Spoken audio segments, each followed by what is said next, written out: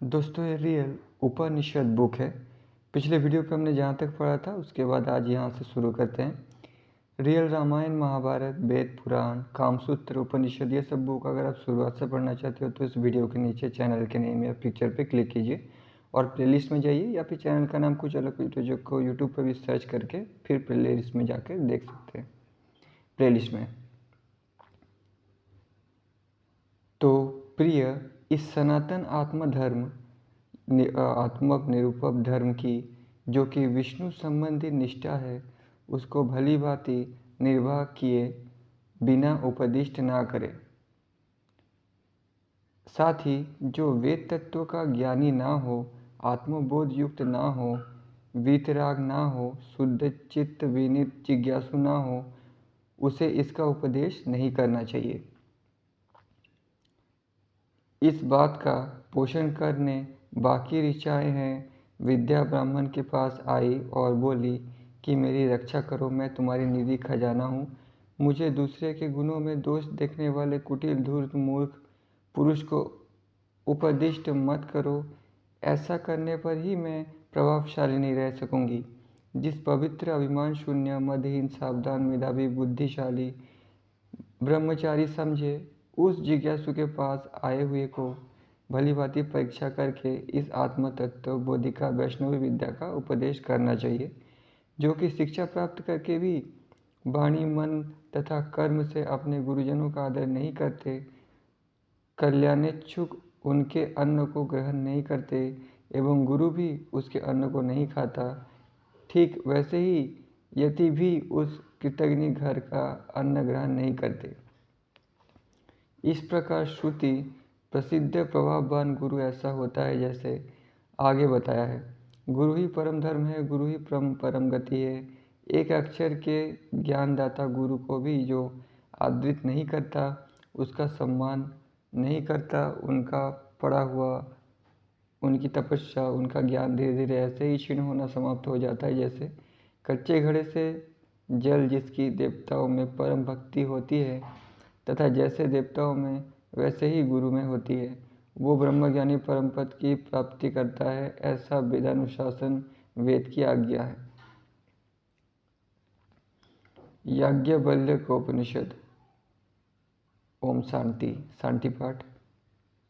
किसी समय विदेहराज जनक याज्ञवल्क्य के पास जाकर बोले, हे प्रभु, हमें संन्यास धर्म समझाइए। तब उन याज्ञवल्क्य ने कहा, ब्रह्मचर्याश्रम को विधिवत पूर्ण कर गृहस्थी होना चाहिए, तब घर से पुत्र कलत्रादि का सुख भोग कर वन में रहने वाला होकर वानप्रस्थ होकर संन्यास लेना चाहिए, अथवा अत्यंत जितेंद्रिय यदि हो जाए तो ब्रह्मचर्याश्रम से ही संन्यास ले ले, अथवा शिक्षानुसार गृहस्थ के बाद, अथवा वानप्रस्थ से ही, अथवा जिस दिन वस्तु संसार से सर्वथा वैराग्य हो जाए उसी दिन संन्यास ले ले। यानी अपने जीवन के कार्य कंप्लीट करने के बाद, शादी करने के बाद, धर्म करने के बाद संन्यास ले ले। चाहे वृत्ति हो या नहीं, स्नातक हो या नहीं, अग्नि की सेवा कर चुका हो अथवा नहीं, और आप शरीर से संन्यास ले भी ले, अगर मन से संन्यास ना ले तो नहीं हो सकता। पहले मन से संन्यास लेना चाहिए। भले ही आप शरीर से संन्यास ना भी ले तो भी चलेगा, जैसा मैंने पहले पढ़ा था। चाहे वृत्ति हो या नहीं, इसके बाद कुछ प्रजापति यज्ञ करते हैं, अथवा इसे ना कर आग्नेय यज्ञ ही कर ले, क्योंकि अग्नि ही प्राण है। इस यज्ञ द्वारा प्राण का ही पोषण होता है। किंबा 3 धातु सत्व रज तम संबंधित यज्ञ करे, जो अधोलिखित मंत्र से अग्नि का आग्रहण करे।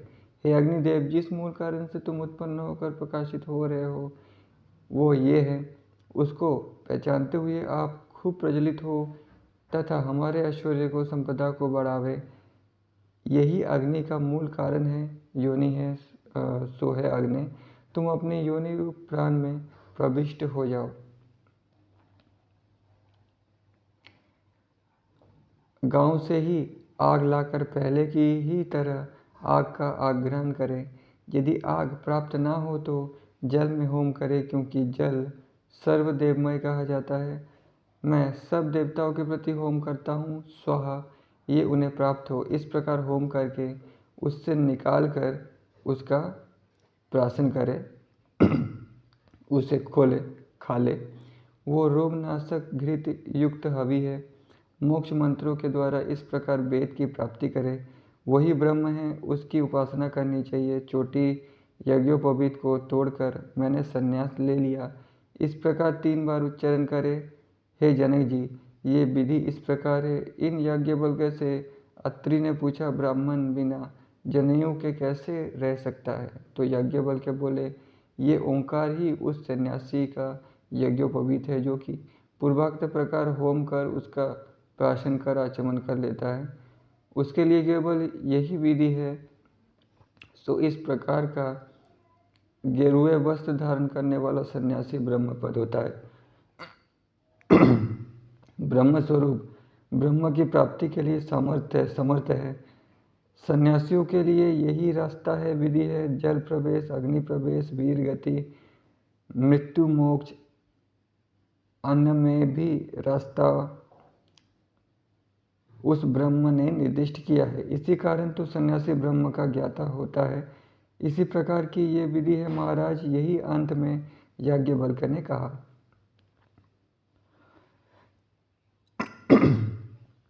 इन सन्यासियों में श्रेष्ठ परमहंस में यज्ञक में से अव्यक्त लिंग चिन्ह धारण करने वाले, अव्यक्त आचरण वाले, सर्वदा सावधान जागरूक होते हुए भी पागलों की तरह आचरण करने वाले अर्थात दिखने वाले हैं। इनके नाम है सर्वतक आरुणि, श्वेतकेतु, दुर्वासा, ऋभुनिदा, दत्तात्रेय, सुख, वामदेव, हरितक आदि। सो इस प्रकार दुख के अनुभव से रहित, स्त्री आदि हीन होकर ब्रह्मरूप तत्व की प्राप्ति के मार्ग में भली भांति लगे हुए शुद्ध हृदय होकर केवल जीवन यात्रा प्राण धारण मात्र के लिए ठीक समय पर स्वच्छानंदतया जहाँ कहीं से भी लाभ हानि की चिंता ना करता हुआ मिले की चिंता ना करता हुआ आकर पात्री होकर हाथ पात्र में मांग कर अथवा खप्पर में मांग कर कमंडलू का जल पीकर आनंद से विचरण करें। भोजन केवल इतना ही मांगे जिससे उधर पूर्ति हो जाए, बचाकर अन्य पात्र में रखने की आवश्यकता नहीं। अपने रहने के लिए कोई एकांत गुप्त स्थल चुने, खाली खंडहर, देव मंदिर, तिनकों की झोपड़ी, वाल्मीकि पेड़ की जड़, कुम्हारों की झोपड़ी, यज्ञशाला, नदी का तट, गुफा, खो अथवा झरनों के बड़े बड़े पत्थरों पर हमेशा के लिए घर न बनाए हुए भी निवास करता हुआ अपने अच्छे बुरे सभी कर्मों को निर्मूल करता हुआ जो संन्यास धर्म से देहत्याग करता है, वो परमहंस संज्ञक होता है। दिगंबर अर्थात नग्न, साथी जो किसी को नमस्कार ना करे, अर्थात सब में एक ब्रह्म देखता हुआ किसी को नमस्कार योग्य ना समझे, स्त्री पुत्र आदि की आसक्ति से हीन, लक्ष्य तथा अलक्ष्य समाहित व असमाहित अवस्थाओं द्वारा दोनों का निवर्तक, सब कुछ छोड़ देने वाला सन्यासी परमेश्वर होता है। इस संबंध में ये श्लोक है, जो अपने से पहले सन्यासी हुआ हो अथवा धर्म से तुल्य हो उसे प्रणाम करना चाहिए, अन्य को नहीं। प्रमादी, विषयासक्त, तने वाले, नीच, झगड़ालू तथा वेदांत ने जिनके आशयों को दूषित प्रतिपादित किया है, ऐसे सन्यासी भी देखने में आते हैं। नाम दाम काम अवस्था आदि से परे ऊंचे स्थान अदयी रूपी साम्राज्य में, जिसमें अपने से भिन्न कुछ भी संसार में नहीं दिखता, स्थित यति सन्यासी जो कि इस जटिल आत्म तत्व का ज्ञाता है, वो भला कैसे किसी को प्रणाम करे, क्योंकि वो तो सभी को अपना ही स्वरूप देखता है, क्योंकि उसके लिए तो कोई काम भी संसार में शेष नहीं रहता। आत्म तत्व ज्ञानी को किसी को भी प्रणाम नहीं करता अथवा ईश्वर को ये समझकर कि वो जीव रूप संसार के सभी प्राणियों में प्रविष्ट है, घोड़े, चंडाल, गो तथा गधे आदि सभी को दंडवत पृथ्वी में गिरकर प्रणाम करता है। मांस की बनी इस चलते फिरने वाली पिटारी रूप स्त्री के शरीर में, जिसमें कि नसें, हड्डियां, ग्रंथियां ही है, क्या वस्तु सुंदर है। जरा इसकी चमड़ी, मांस, खून, आंसू और आंखें अलग अलग करके अर्थात काट छाट करके तो देखो, क्या वो सुंदर लगता है? यदि नहीं तो फिर क्यों इस पर इतने मुग्ध हो जाते हो? जिसके स्तनों पर लटकने वाले हार को मेरू पर्वत के शिखरों के मध्य में गिरने वाली गंगाधर की उपमा दी जाती है तथा वैसी दिखती है। शमशान तथा इधर उधर अन्यत्र काट कर गिरा हुआ वही श्री का स्तन समय आने पर कुत्तों के द्वारा इसी प्रकार खाया जाता हुआ दिखता है जैसे एक साधारण अन्न का टुकड़ा। ये सुंदर काढ़े हुए बालों तथा बड़ी बड़ी आँखों में कज्जल को लगाने वाली, खराब स्पर्श वाली, आँखों को अच्छी लगने वाली, भयानक आग की शिखा के समान जो स्त्रियां हैं, वे पुरुष को तिनके के समान क्षण भर में दग्ध कर देती है, जला देती है। ये स्त्रियां बहुत ही दूर से भी जला देने वाली, अत्यंत रसीली लगती हुई भी नीरस रसीन कर देने वाली स्त्रियां नरक की आग की लकड़ियां हैं, जो कि सुंदर होने पर भी भयानक है। कामदेव रूपी बहेलिया ने मनुष्य रूपी पक्षियों को फंसाने के लिए स्त्री रूपी हृदय को मोहित कर देने वाली बांसुरा जालपाश बिछा रखी है। ऐसा इसलिए कहा जा रहा है ताकि जो ब्रह्मचारी है, जो सन्यासी है, वो स्त्रियों से दूर रहे, इसलिए डराया जा रहा है। ठीक है, तो किस लिए बोला जा रहा है ये समझना जरूरी है। उस समय के लोग जो थे वो इतने एक्सपीरियंस या आज के समय के लोगों के मुकाबले इतने इंटेलिजेंट नहीं हुआ करते, तो इसलिए उनको डराना जरूरी था। जन्म रूपी तेलैया में रहने वाले मछली स्वरूप हृदय रूपी कलुषित हृदय रूपी कीचड़ में चलने वाले मनुष्य रूपी मच्छियों के लिए दुर्वासना रूपी रस्सी में बंधी ये स्त्रियां मछली पकड़ने के कांटे की तरफ है। सभी प्रकार के बड़े बड़े दोषों की पिटारी स्वरूप इस दुखों की जंजीर में स्त्री से तो भगवान बजाए। जिसकी स्त्री ही नहीं वो कहाँ भोगे। यदि कोई स्त्री को छोड़ दे तो समझो उसे संसार को ही छोड़ दिया, तथा संसार छोड़ देने पर तो हर एक सुखी ही हो जाता है। इसी प्रकार पुत्र भी कष्टदायक ही है, क्योंकि यदि पुत्र नहीं होता तो माता पिता को बड़ा क्लेश रहता है। यदि कदाचित हो भी जाए तो गर्भपात हो जाता है अथवा प्रसव वेदना से कष्ट देता है। किसी तरह यदि हो भी जाए तो ग्रह रोग हो जाते हैं अथवा लड़का ही नालायक हो जाता है। यज्ञोपवीत कर देने पर भी मूर्ख रह जाता है तथा पढ़ लिख जाए तो विवाह होना कठिन होता है। साथ ही जवान लड़के से कहीं दूसरे की स्त्रियों से बुरा संपर्क न बना ले आदि भय रहता है। अथवा विवाह हो जाए तो लड़कों की इतनी संख्या हो जाती है कि कुटुंब का भरण पोषण कठिन है। इस प्रकार पुत्र से होने वाले दुखों की कोई गणना नहीं। साथ ही ये भी देखने में आता है कि सेठ आदमियों के लड़के नहीं होते हैं तो मर जाते हैं आदि, क्योंकि उस समय साइंस तो था लेकिन इतना ज़्यादा नहीं था। अतः इन सब का कारणभूत स्त्री को त्याग देना चाहिए, विवाह ही ना करे अथवा इस और आसक्ति सर्वथा छोड़ दे। यति को हाथ पांव आंखें वाणी का संयमी होना चाहिए, अर्थात पूर्ण जितेंद्रिय होना चाहिए, तभी वो ब्रह्ममय हो सकता है। शत्रु तथा सांसारिक बंधन युक्त शरीर में जो एक भाव देखने वाला ज्ञानशील यति होता है, उसे किसी पर भी क्रोध नहीं आता, जैसे कि मनुष्य को अपने अवयवों पर, हाथ पांव आदि पर क्रोध नहीं आता। यदि निरपराध पर कोई क्रोध करता है तो उस भले आदमी से पूछना चाहिए कि क्रोध पर ही तुम क्रोध क्यों नहीं करते, जो सभी वस्तुओं का मूल कारण है। साथ ही जो धर्म अर्थ का मोक्ष का जबरदस्त वैरी है, अपने आधार को ही भस्म कर देने वाले क्रोध को मेरा नमस्कार है। मुझे वैराग्य देने वाले तथा दोष का ज्ञान कराने वाले को बारंबार नमस्कार है। जब साधारण मनुष्य सोते हैं तब संयमी पुरुष जागता है, अर्थात विषयासक्ति के समय संयमी पूर्ण सावधान रहता है। और जब अन्य जनसाधारण जागते हैं तब योगीराज सुसुप्ति का आश्रय ले लेता है। उनके संपर्क से विषय कहीं मुझे भी न दबा डाले आदि विचार करे। यति को चाहिए कि वो यही भावना करे कि संसार में चिद स्वरूप ही है, अखंड ब्रह्मांड चिन्मय है, चित्त रूप ही सब कुछ है, मैं भी चित्त ही हूँ तथा सारी सृष्टि आदमी व ब्रह्मांड चित्त रूप ही है। हे मुनिश्रेष्ठ, परमहंस का परम पद मोक्ष ही यतियों के लिए उपादेय है, आवश्यक वस्तु है, इससे बढ़कर कुछ भी नहीं। जावालोपनिषद शांतिपाठ। बृहस्पति ने याज्ञवल्क्य जी से कहा, प्राणों का क्षेत्र कौन सा है? इंद्रियों के देव यजन देवयजन का क्या आश्रय है और समस्त भूतों का ब्रह्मसूदन क्या है? याज्ञवल्क्य ने उत्तर दिया, अभिमुक्त ही प्राणों का क्षेत्र है, वही इंद्रियों का देवयजन स्वरूप है और वही समस्त प्राणियों का ब्रह्म सदन है। इसलिए कोई किसी भी स्थान पर जाए उसे यही समझ लेना चाहिए कि यही कुरुक्षेत्र प्राणों का स्थान, इंद्रियों का देवयजन और सब भूतों का ब्रह्म का स्थान है। जब संसार में से प्राणी के प्राण का उत्क्रमण होता है तब रुद्र देवता तारक ब्रह्म के विषय में उपदेश करते हैं, जिससे वो अमृतत्व को पाकर मोक्ष को प्राप्त करता है। इसलिए प्राणी को अविमुक्त की उपासना सदैव करते रहना चाहिए, उसका त्याग कभी उचित नहीं।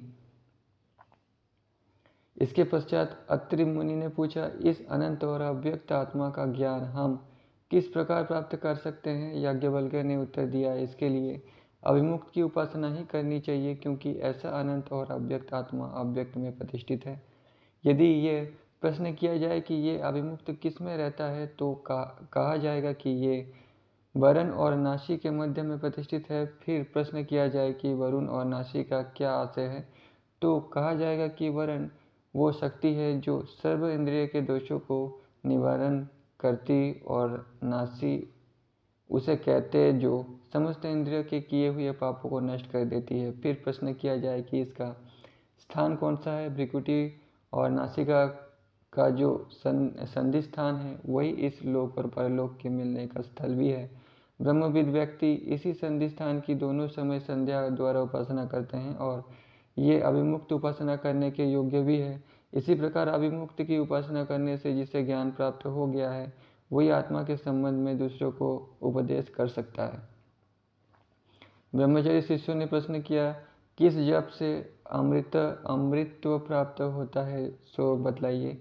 याज्ञवल्क्य ने कहा, शतरुद्र का जप करने से अमृतत्व की प्राप्ति होती है और प्राणी मृत्यु को जीत सकता है। एक समय विदेहराज जनक ने याज्ञवल्क्य के पास जाकर विनयपूर्वक कहा, हे भगवान, मुझे संन्यास के संबंध में उपदेश कीजिए। याज्ञवल्क्य ने कहा, पहले ब्रह्मचर्य आश्रम का पालन करके गृहस्थ बनना चाहिए, गृहस्थ आश्रम को पूर्ण करके वानप्रस्थ में प्रवेश करना चाहिए और तब परिव्राजक या संन्यास की दीक्षा ग्रहण करनी चाहिए। पर अन्य प्रकार ब्रह्मचर्य आश्रम, गृहस्थ आश्रम अथवा वानप्रस्थ आश्रम किसी से भी संन्यास लिया जा सकता है, चाहे वृत्ति हो या अवृत्ति, व्रत से रहित या विद्वान हो या स्नातक ना हो, चाहे अग्नि ग्रहण करके स्त्री को मरने से त्याग किया हो अथवा अग्नि ग्रहण कर संन्यास ना किया गया हो, किसी भी अवस्था में जब मन में वास्तविक वैराग्य उत्पन्न हो जाए उसी समय संन्यास ग्रहण किया जा सकता है। कुछ व्यक्ति प्रजापति का इष्ट करके कार्य करते हैं, पर वैसा ना करके अग्नि का ही इष्ट करना श्रेयस्कर है, क्योंकि अग्नि ही प्राण स्वरूप है और इसका इष्ट करने से प्राणों की वृद्धि होती है। इसके पश्चात त्रयदातक का इष्ट करना चाहिए। सत्व, रज, तम ये तीन धातु है। निम्न मंत्र से अग्नि को सूखना ये प्राण सामान्य कारण रूप है, क्योंकि तुम्हारी उत्पत्ति इसी प्राण से हुई है।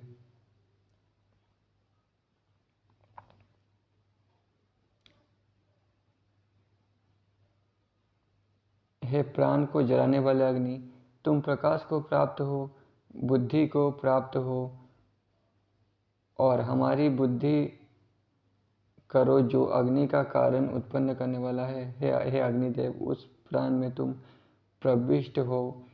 ये कहकर आहुति दी जाए। जो अग्निहोत्र ना हो तो गांव में से अग्नि लाकर उपरोक्त मंत्रों द्वारा उसे सूंघे। यदि वहाँ भी अग्नि प्राप्त ना हो सके तो जल में आहुति देना चाहिए, क्योंकि जल सब देवताओं का रूप है। मैं सब देवताओं को ये आहुति देता हूँ। इस प्रकार जल में आहुति देकर घृत युक्त उस आभि को भक्षण करना मोक्ष मंत्र वेद स्वरूप है। इस ब्रह्म स्वरूप की उपासना करना है भगवान, ये इस प्रकार है। फिर अत्रि मुनि ने कहा, हे याज्ञवल्क्य, मैं जानना चाहता हूँ कि जिसने यज्ञोपवीत धारण नहीं किया है उसे पृष्ठ किस प्रकार ब्राह्मण कहा जा सकता है। याज्ञवल्क्य ने उत्तर दिया, उसकी आत्मा ही उसका यज्ञोपवीत होता है। वीर मार्ग में, अनशन में, जल प्रवेश स्थान में, अग्नि प्रवेश में, महाप्रस्थान में सन्यासी के लिए यही विविध मार्ग है। वो भगवा वस्त्र पहन मुंडित होकर परिग्रह त्याग कर शुचिका पूर्वक रहकर द्वेष मात्र त्याग कर भिक्षा वृत्ति करता है और इसी प्रकार ब्रह्म को प्राप्त होता है। आतुर संन्यास ग्रहण करने वाले को मन और वचन से सबका त्याग करना चाहिए। ये वेद प्रसिद्ध मार्ग है और ब्रह्मज्ञानी सन्यासी के सर्वथा उपयुक्त है, ऐसा भगवान याज्ञवल्क्य का मत है। तो दोस्तों वीडियो बहुत बड़ा हो गया, आज के वीडियो पे इतना ही। इसके बाद नेक्स्ट वीडियो में पढ़ेंगे, तब तक के लिए धन्यवाद।